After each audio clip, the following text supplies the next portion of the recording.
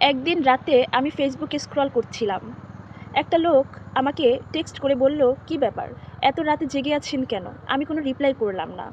পরের দিন সকালে সে আবারও টেক্সট করলেন, "কেমন আছো?"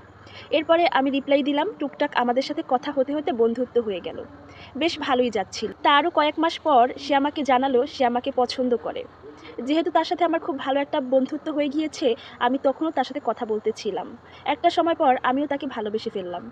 প্রচণ্ড ভালোবেসে ফেলেছি। এরপরে সে আমাকে বলল সে ঢাকায় আসতে চায়, আমার সাথে দেখা করবে। যেই ভাবনা সেই কাজ। বলার সাথে সাথেই সে ঢাকায় চলে আসলো। ঢাকা আসার পর তার সাথে আমি দেখা করলাম। দুজন দুজনকে সামনে থেকে দেখে দুজনারই দুজনকে খুব ভালো লেগে যায়। এরপরে ভালোই ছিল সবকিছু।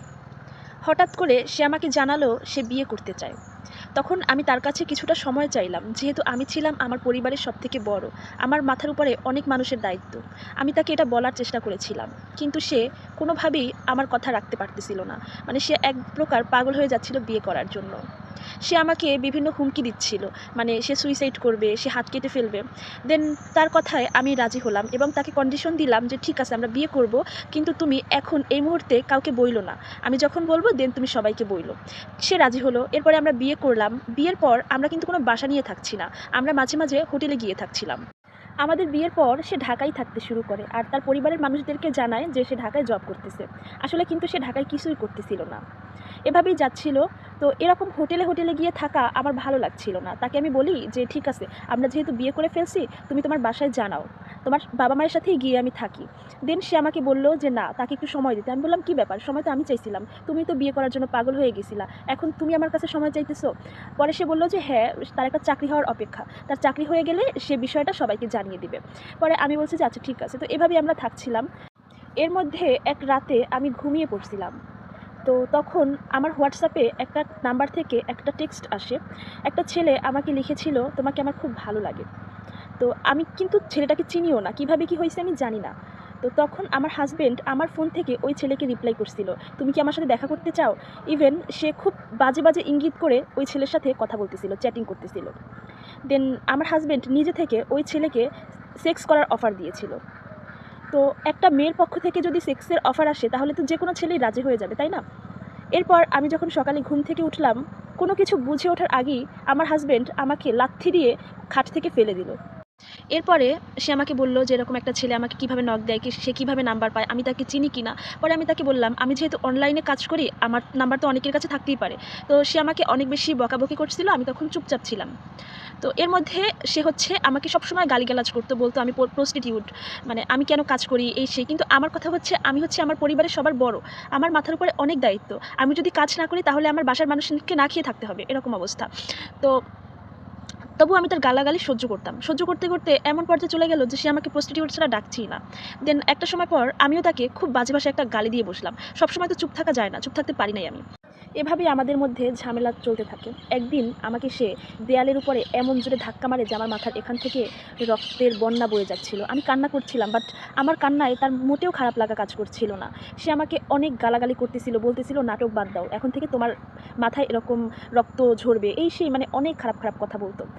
আমাকে নাকি তার ফ্যামিলি মানবে না। আমার সাথে নাকি তাদের চায় না। তো এভাবে অনেক গালাগালি করত। তো এরপরে আসলে আর কি বলার থাকে। আর হ্যাঁ, আমরা যখন ইন্টিমেট হতাম, আমাদের বিশেষ মুহূর্তের সব ভিডিওস সে ক্যাপচার করে রাখত। আমি তাকে এতটাই বিশ্বাস করতাম যে কখনো তাকে এ নিয়ে কিছু বলিও নাই। ভাবতাম আমার হাসব্যান্ড সে তো আর এগুলো কোথাও আপলোড করবে না। তো এভাবেই যাচ্ছিল। হঠাৎ করেই তো সে এরকম চেঞ্জ হয়ে গেছে। তো সে না আমাদের বিয়ের পরে আমাকে, বা বিয়ের আগেও আমাকে কখনো কিছুই দেয় নাই। যে আমার বার্থডে গেছে বা বিশেষ যে স্পেশাল ডেগুলা থাকে কখনোই আমাকে কিছু দেয় নাই। ইভেন আমরা যে হোটেলে থাকতাম সেই হোটেলের ভাড়াটাও আমিই কিন্তু দিছি। আমি আস্তে, আস্তে বুঝতে পারি আমাদের সম্পর্কটা শেষের দিকে। মানে এই সম্পর্ক আর টিকবে না। কিন্তু আমি তো তাকে প্রচণ্ড ভালোবাসি। ইভেন এখনও তাকে আমি ভালোবাসি। যাই হোক, সে আমাকে মাঝে, মাঝে বলতো যে, "তুমি আমাকে ভালোবাসো?" আমি বলতাম, "হ্যাঁ।" বলে, "তাহলে আমার জন্য হাত কাটো তো।" আমি আমার হাত কাটতাম তার জন্য।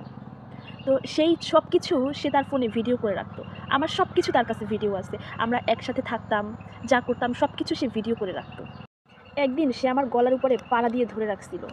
সে তার প্যান্টের বেল্ট খুলে আমাকে মারছে। আমার শরীরের এমন কোনো জায়গা নাই যেখানে মারার দাগ নাই। তো আমি আর নিতে পারছিলাম না এত অমানবিক অত্যাচার। এরপরে আমি আমার বাসায় বলে দেই যে, "আমার সাথে এরকম, এরকম হইতেছে। আমি আর বাঁচতে চাই না বা আমি আর বাঁচতে পারতেছি না।" এরপরে যাই হোক, সবার পরামর্শে আমি তাকে ডিভোর্স দিয়ে দেই। আমি নিজে থেকেই তাকে ডিভোর্স দিয়েছিলাম।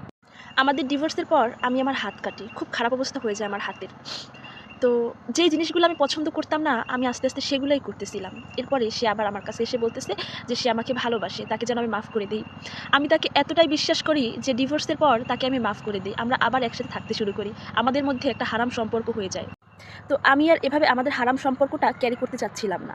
আমি বিয়ের কথা বলি, সে বলে যে বিয়ে করবে বাট এখন না। তো সেভাবেই আমরা চলতেছিলাম।